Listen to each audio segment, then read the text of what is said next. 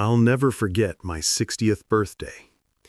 The air was cold, the living room quiet, and my son Ethan stood there with a smug grin on his face. He handed me a small brown paper bag. "Happy birthday, loser," he said, laughing as he tossed it onto the table. Inside was a cheap bottle of whiskey, something I hadn't touched in years. I looked at him, confused, my hands trembling slightly. I didn't say anything. I just smiled. He rolled his eyes, muttered something about old men chasing failed dreams, and left with his friends. That night, I sat alone staring at that bottle, the words "loser" echoing in my head. My own son. The boy I had worked my whole life to raise, to give opportunities I never had, now saw me as nothing but a disappointment. But instead of breaking me, his words lit a fire inside me. 3 months earlier, I had lost my company, a small but innovative tech startup I built from scratch. Corporate investors had forced me out after labeling me too old to lead. Ethan had sided with them, saying, "Dad, maybe it's time to retire." But I wasn't done yet. That night, I opened my laptop and started working on something new, something that would change everything. My idea was simple, but powerful. An AI-driven tool for small businesses to automate their marketing without expensive agencies. I didn't sleep much. Weeks turned into months. Every failure pushed me harder. I sold my car, lived frugally, coded day and night. No one believed in me, but I didn't care. I had nothing left to lose, except my pride. One evening, as I tested the prototype, it worked. It actually worked. The next day, I reached out to an old investor friend who once said, "If you ever build again, call me first." He was intrigued. Within a month, we launched the beta version, and it exploded. Thousands of downloads in the first week. Emails poured in from small business owners, thanking us for helping them grow. By the third month, major companies were offering to buy us out. But I wasn't interested in selling. Not yet. I had one goal left: to buy back my old company. And when the time came, I did exactly that. The day I walked back into that office, everyone stared. Ethan was there too. He had been promoted in my absence. I could see the shock in his eyes as I signed the papers. He looked like he'd seen a ghost. I smiled at him, the same quiet smile I gave him that night with the whiskey. "Guess the loser isn't done yet," I said. Ethan stood frozen, his face pale as I slid the signed documents across the conference table. The same table where 3 months earlier, those investors, along with my own son, had voted me out of my company. I remembered that day vividly. Ethan had said, "Dad, this is business, not personal. Maybe it's time for fresh ideas." Fresh ideas. That phrase haunted me for weeks. But now, as I reclaimed what I had built, I finally understood something. People only value you when they realize they can't replace you. The room was silent. My former business partner, Richard, coughed awkwardly.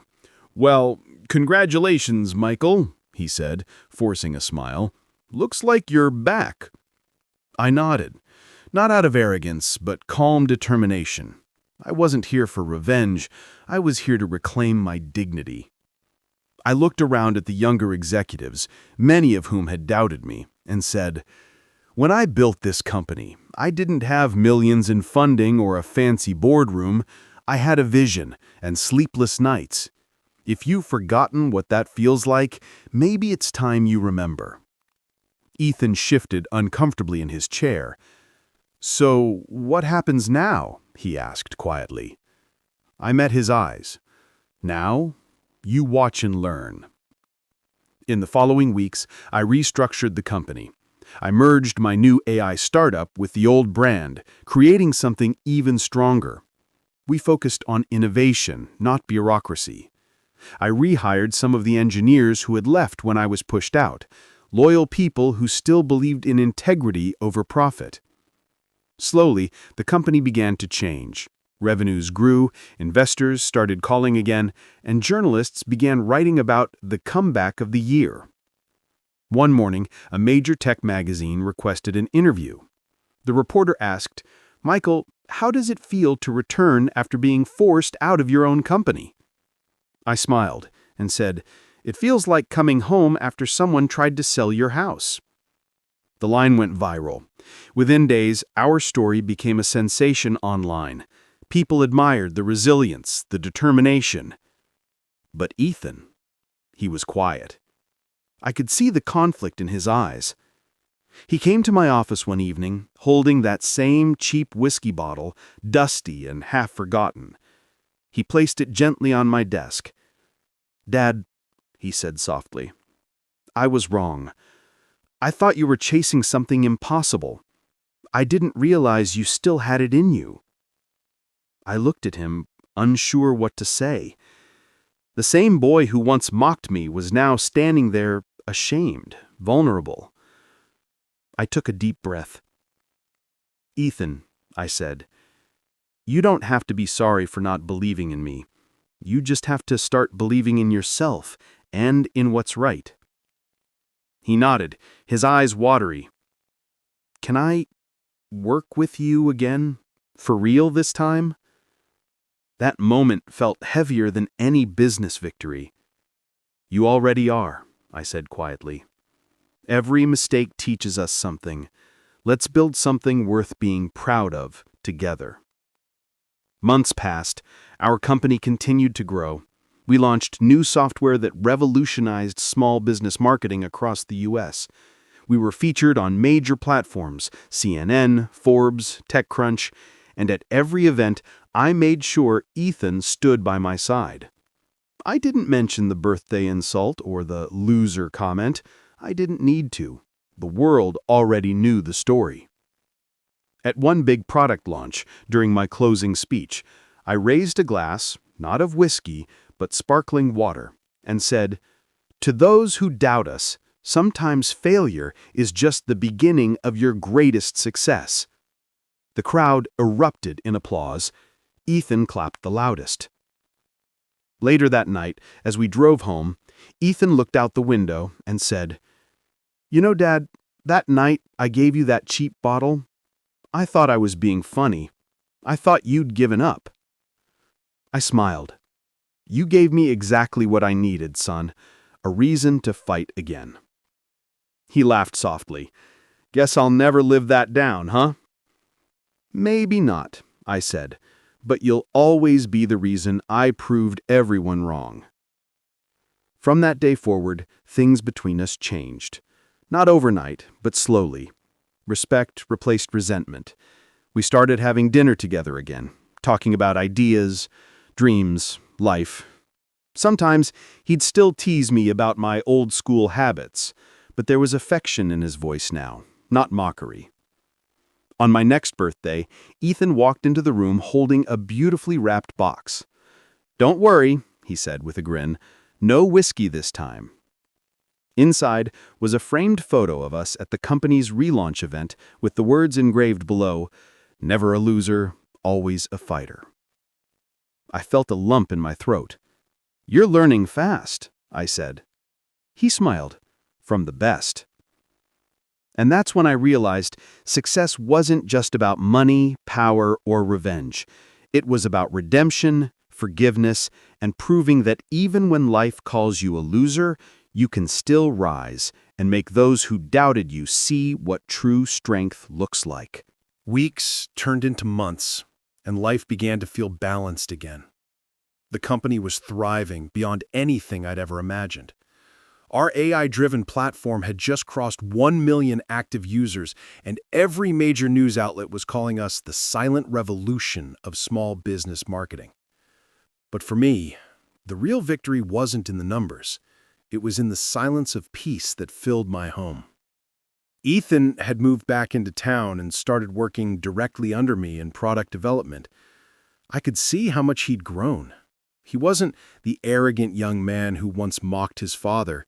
He was curious, focused, and quietly grateful. One night, while reviewing the latest project report, he walked into my office and said, "Dad, you know what's crazy? I used to think success was about proving something to others, but you proved that it's about building something meaningful." I looked at him for a long moment and said, "Son, that's the difference between winning and leading. Winning is temporary, but leading lasts forever." He smiled faintly. "You always talk like a philosopher now." I laughed softly. "Maybe that's what happens when you've lost everything once." He nodded and said, "I guess I had to lose my respect for you before I could truly earn it back." Those words hit me harder than any insult ever could. In that instant, I realized something deeper. Sometimes pain is the price of understanding, and broken relationships can heal stronger than before. A few weeks later, we were invited to a major tech conference in San Francisco. I was asked to speak about resilience and innovation. The auditorium was packed with thousands of entrepreneurs, investors, and young dreamers. As I stood on stage, I thought of that night 3 months ago. The cheap whiskey, the empty living room, and the word loser echoing in my mind. I took a deep breath and said, 3 months ago, my son called me a loser. Today, he's the reason I'm standing here." The audience went silent for a moment and then erupted into applause. Ethan sat in the front row, eyes wet, smiling proudly. After the event, people surrounded us, asking for advice, photos, partnerships. But the only thing I felt was gratitude. Pure, quiet gratitude. On our flight back home, Ethan looked out the window and said, "Dad, if you hadn't kept going that night, if you had given up..." He couldn't finish his sentence. I placed a hand on his shoulder and said, "If I had given up, you wouldn't have learned what not giving up looked like." He smiled through tears. "Guess you really showed me how a real man handles failure." I chuckled. "No, son. A real man handles forgiveness better than failure." He stared for a second, then nodded slowly. That night, when we reached home, I saw that same old whiskey bottle still sitting on my shelf, untouched. I picked it up, held it for a moment, and said, "Let's open it." Ethan's eyes widened. "Seriously?" "Yeah," I said, grinning. "We'll toast not to what we lost, but to what we learned."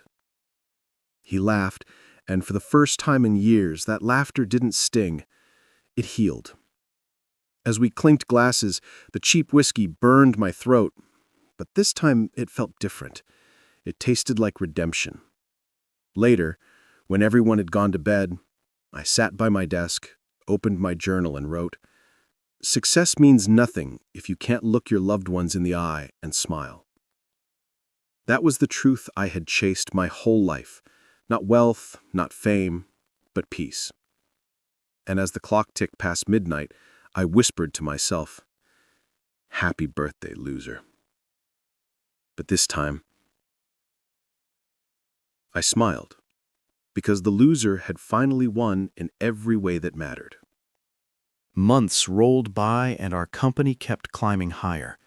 We expanded across multiple states, partnered with major brands, and even got approached by one of the biggest tech giants in Silicon Valley for a potential acquisition. Every morning felt surreal to me. Seeing my son walk into the same office where he once told me to quit was like living in a different universe. Ethan had become a natural leader. He was creative, strategic, and most importantly, humble. The board loved his new ideas, and I could see the spark of purpose in his eyes. One late evening, after a long strategy meeting, he said, "Dad, do you ever think about how crazy all this is? 3 months ago, we weren't even talking. Now we're building an empire together." I smiled. "That's how life works, son. It breaks you before it builds you." He laughed. "You sound like one of those motivational speakers now." I chuckled. "Maybe I just learned the hard way." But deep down, I knew there was something bigger happening. Not just success, but healing, legacy, and love. One morning, I received an invitation from a university in New York. They wanted me to give a talk on second chances in business. When I told Ethan, he insisted on coming with me. They should hear both sides of the story, he said. So we flew to New York, took the stage together, and for the first time in my life, I watched my son tell the world what I had meant to him. He said, "My father didn't just build a company, he rebuilt a family. He showed me that failure isn't falling down, it's refusing to get back up." The audience gave him a standing ovation. I looked at him and felt something I hadn't felt in years. Peace. The kind that comes when pain finally finds its purpose. After the speech, a student came up to me and said, "Sir, what's the one thing you wish you knew earlier in life?" I paused for a moment and said, "That being underestimated is a blessing. It gives you the silence you need to build your loudest comeback." The word spread online again, and within days our company's story was trending worldwide. Every major platform wanted to feature us, and people started calling us the father-son phenomenon. But fame didn't change us, it grounded us. We made a promise to always run the company with honesty, to help small businesses grow without greed, and to never let ego stand between us again. One night, while overlooking the city lights from our new headquarters, Ethan said, "Dad, when I called you a loser that night, I thought I was right. I thought money defined success. But now I get it. Success is waking up every day knowing who you are." I put my hand on his shoulder and said, "And knowing who you're not." He smiled quietly. "You think we'll ever top this?" I looked out at the skyline and said, "Son, this isn't the top. This is just the beginning." He laughed softly. "Guess we're both just getting started then." That night, we stayed late, planning new features, sketching ideas on whiteboards, brainstorming ways to make our tech more human. We weren't just building a company anymore. We were building meaning, a legacy that would outlive both of us. And as I watched my son work beside me under the hum of office lights, I realized something beautiful. The best revenge is turning pain into purpose, and the best success story is the one you share with the person who once broke your heart. Everything seemed perfect until the storm came. It started quietly, like most storms do. A few weeks after our New York trip, we received an anonymous email claiming that one of our AI tools was using data without user consent. At first, I thought it was just another baseless rumor. Jealous competitors often tried to drag us down. But then the media got involved, and within days, the headlines exploded. Father-son tech duo under investigation for data breach. It felt like the ground beneath me had cracked open. Our stock price began to fall. Investors started panicking, and social media was flooded with hate comments. People who once praised us now questioned our ethics. Ethan looked shattered. "Dad, I swear we didn't do anything wrong. Our system is clean." I believed him, but belief wasn't enough. The damage was done. The investigation began, and for weeks our names were dragged through the mud. I watched my son fight through sleepless nights, trying to fix what we didn't even break. I could see the guilt in his eyes, not because he did something wrong, but because he thought he'd let me down again. One night, around 2 a.m., I found him sitting in the office alone, staring at the news on his phone. I placed my hand on his shoulder and said, "Son, don't let the noise define you. The truth always surfaces." He shook his head. "But what if they don't this time? What if they don't believe us?" I smiled faintly. "Then we make them believe, through action, not words." The next morning, we called an emergency press conference. I stood in front of the cameras, looked straight into the lenses, and said, "We've always built our company on transparency and trust. If any of that has been violated, we'll take full responsibility. But if this is an attempt to destroy what we've built with lies, then we'll let the truth fight for us." The clip went viral again. But this time, the tone was different. People respected our courage. Even our competitors admitted that few would face such chaos so openly. While the investigation continued, we doubled down on audits, invited independent experts to inspect our systems, and opened every piece of code for review. Every sleepless night felt like a battle against the world. And then, after 45 days of uncertainty, the report came out clean. No violations, no stolen data. It was a smear campaign launched by a rival corporation trying to buy us out months earlier. Ethan dropped into a chair, tears welling up in his eyes. "We did it," he whispered. I smiled tiredly. "No, son. You did it. You stood tall when it mattered." But the experience changed us both. It reminded us that success is fragile, that integrity is the only armor that doesn't rust. We held a company-wide meeting the next day.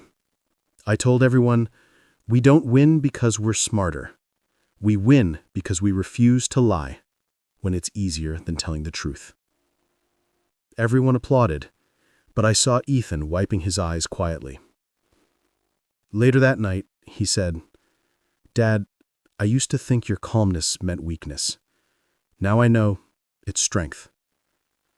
I laughed softly. "Calm doesn't mean weak, son. It means I've already been where fear lives, and came back stronger." He smiled and said, "Then teach me how to live like that."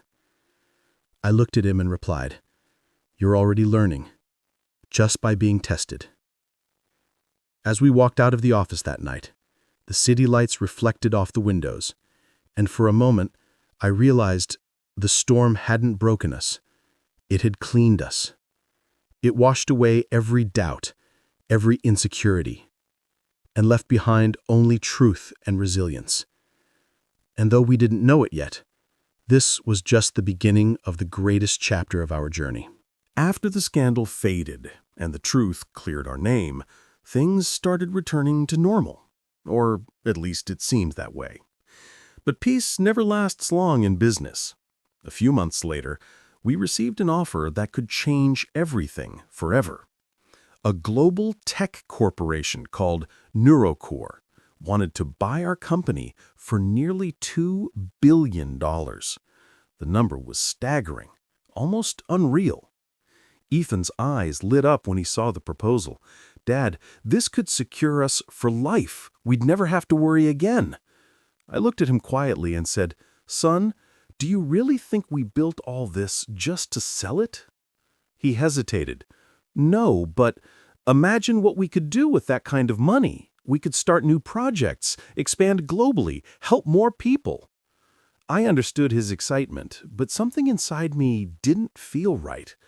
There was something cold about Neurocore too. Too perfect, too polished. I'd been in the industry long enough to know that companies like that don't buy dreams, they bury them. A few days later, their CEO, a sharp-tongued woman named Veronica Steele, invited us to dinner. She was elegant, calm, and dangerously persuasive. "Michael," she said, her tone silky smooth, "your product is revolutionary, but you and your son have limits. We can scale this globally overnight. You'll be billionaires before the year ends." I listened silently, then asked, "And what happens to the small businesses we built this for?" She smiled. "They'll still benefit. In our way." Something in her words froze me. It wasn't partnership she was offering. It was control. Ethan didn't notice it at first. His ambition was glowing too bright. That night after dinner, he said, "Dad, maybe she's right. Maybe this is our time to step back." I looked at him carefully and said, "And hand over everything we fought for? Everything we learned the hard way?" He sighed, "I'm not saying sell our soul. I'm saying be smart." But I could see the battle in his eyes, the conflict between legacy and greed. The next morning, I went to the office early and stood by the window watching the sunrise. It reminded me of my early days, coding alone, believing when nobody else did. That same fire still burned in me, only now it had a purpose beyond money. When Ethan arrived, I handed him 2 papers. One was the contract to sell, the other was a proposal for a global expansion under our own control. "You choose," I said quietly. "This company will go where your heart points." He was stunned. "Are you leaving this decision to me?" "Yes, because you're not the boy who called me a loser anymore. You're the man who must decide what kind of leader he'll become." He sat silently for a long time, then said, "Dad, what would you do?" I replied, "I already did my part, son. I built something out of nothing. Now it's your turn to decide whether it stays alive or becomes another corporate ghost." Hours passed in silence. He finally stood up and said, "We don't sell, not now, not ever." I smiled faintly and said, "Then let's build our own future." We called a press conference and announced publicly that we had rejected the $2 billion offer. The crowd gasped, reporters shouted questions, but Ethan spoke confidently. "Our company isn't for sale because values aren't for sale." That moment became historic. The world admired our decision, and for the first time, I didn't have to speak. My son did it for both of us. Later that night, he said, "You knew I'd say no, didn't you?" I smiled. "I hoped you would." He laughed softly. "Guess I learned from the best." I looked at him and said, "No, son, you've become the best." And as we stood there under the dim light of our office, the air was heavy with something greater than pride. It was legacy, passing quietly from one generation to the next. Yet deep inside, I knew this wasn't the end. A greater challenge was still waiting just beyond the horizon. The days following our public refusal were intense. News outlets across the country were divided. Some called us heroes, others called us fools. But deep down, I felt something shifting in the air, something powerful and unpredictable. Rejecting a $2 billion offer had made us symbols of integrity, yet it had also made us targets. 1 week later, we discovered that NeuroCore wasn't going to accept our no quietly. Our systems began to experience strange cyber attacks, small glitches at first, but they grew worse each day.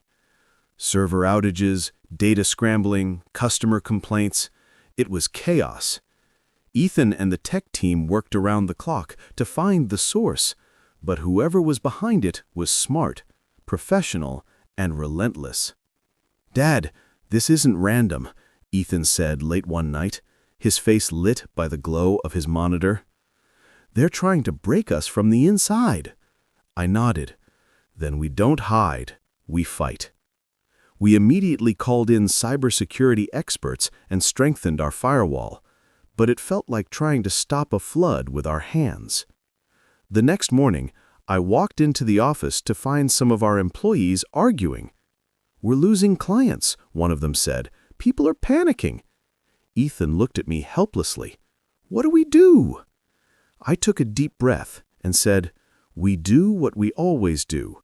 We stay honest." That afternoon, we held another press conference. I stepped up to the podium and said, "To our users and supporters, yes, we are under attack. No, we will not give in to intimidation. We built this company on trust, and we'll protect it the same way, with truth." The room was silent for a moment, and then applause broke out. People started supporting us publicly again. Customers flooded our inboxes with messages like, "We believe in you," and "Don't let them win." It gave us strength. But the attacks didn't stop. They evolved. One night, Ethan burst into my office, panic in his voice. "Dad, they got into our internal server. I think they have our source code." I froze. Our source code was the heart of everything, the brain of our platform. If they leak it, they'll destroy everything we've built. Ethan slammed his hand on the desk. We can't let them." I looked at him calmly and said, "Then we don't wait for them to play fair. We outsmart them." For the next 72 hours, we didn't sleep. We created a decoy version of our system, a digital trap designed to trace the attacker back to their origin. It was risky, but it was the only way. On the third night, we caught them. The trace led directly to a NeuroCore-linked IP address. Ethan stared at the screen in disbelief. "It's them," he whispered. "They really did it." I exhaled slowly. Now we have proof. The next day, we went public again, but this time with evidence. Every major network covered the story. NeuroCore caught in corporate sabotage scandal. The fallout was massive. Their CEO, Veronica Steele, was forced to resign. Their stock plummeted, and government investigations opened within hours. Ethan turned to me during the press briefing and said, "We actually did it." I smiled tiredly. "We didn't win, son. We just protected what was ours." But as the world celebrated our victory, I couldn't help but feel uneasy. Deep down, I knew, when you challenge giants, they don't fall quietly. They regroup, they remember, and they come back stronger. And as I looked out the window that night, watching the city lights flicker across the skyline, I whispered to myself, the fight isn't over yet. Weeks passed since the NeuroCore scandal, and though the world saw us as victors, I couldn't shake the feeling that something darker was still brewing. Every success attracts envy, and ours had drawn a storm. Ethan tried to keep everyone motivated, but I could see the exhaustion behind his smile. One night, as we reviewed quarterly reports, he said, "Dad, I think I need a break. I haven't slept properly in months." I nodded. "You've earned it, son. Go clear your mind." He left for a short trip to the mountains, a place he loved as a kid. I stayed behind to oversee the company. But 2 days later, I received a call that froze my blood. Ethan had been in an accident. The car had veered off a cliff during a storm, and he was in critical condition. My hands went numb. I couldn't breathe. Every success, every victory, every ounce of pride meant nothing in that moment. All I could think was, not my son. I flew to the hospital immediately. When I arrived, he was unconscious, hooked to machines, his face bruised but peaceful. I sat beside him, holding his hand, whispering, "You're not done yet, son. You've still got more to build." Days passed. He didn't wake up. I barely slept. I couldn't. I just watched him, remembering every moment from the night he called me a disappointment to the day he called me his hero. I prayed silently, not to win, not to succeed, just to see him open his eyes again. Then one morning, as the sunlight crept through the blinds, I felt his fingers twitch. I looked up, and he whispered, "Dad?" I froze, tears flooding my eyes.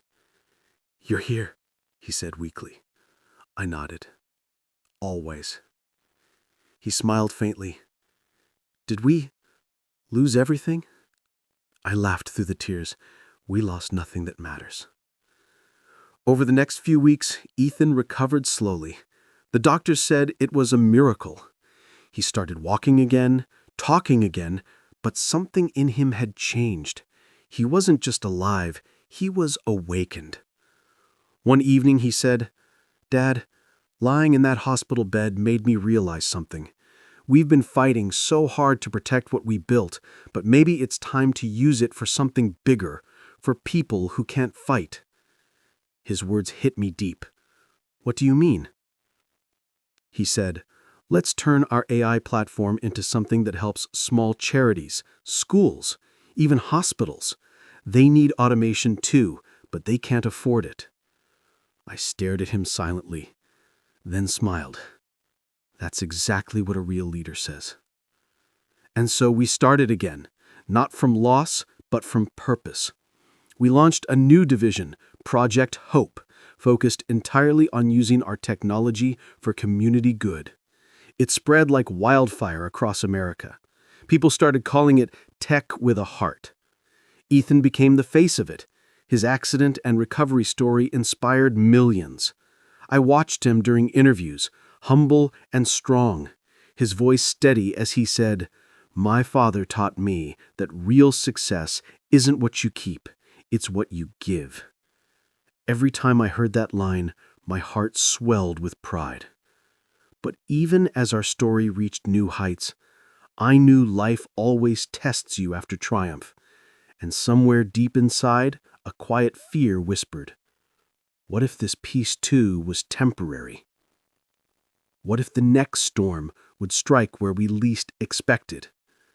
Still, I looked at my son, smiling again, alive again, and thought, whatever comes next, we'll face it together. Months passed since Project Hope took off, and the world began to change around us. Small organizations, schools, and hospitals started using our AI systems to manage operations, donations, and education. It wasn't about money anymore. It was about meaning. I'd walk into hospitals where kids were smiling because our software made their treatments smoother, or meet teachers who said, "Your program saved us hours every week." For the first time in years, I felt peace. The same son who once called me a disappointment was now standing beside me as my greatest achievement. Ethan became a symbol of resilience across the tech world.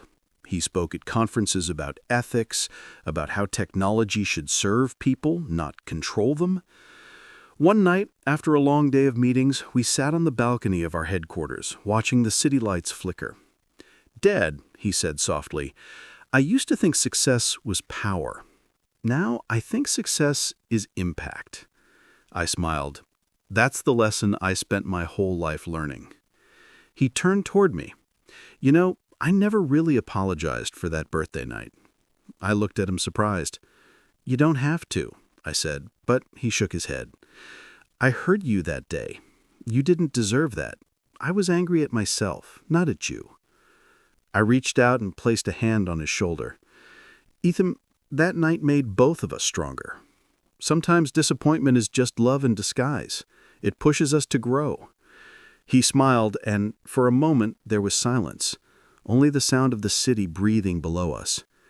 Then he said, "So what's next for us?" I leaned back and laughed. "For once, maybe we rest. Or maybe we dream again." He grinned. "You're not done dreaming, are you?" I shook my head. Never.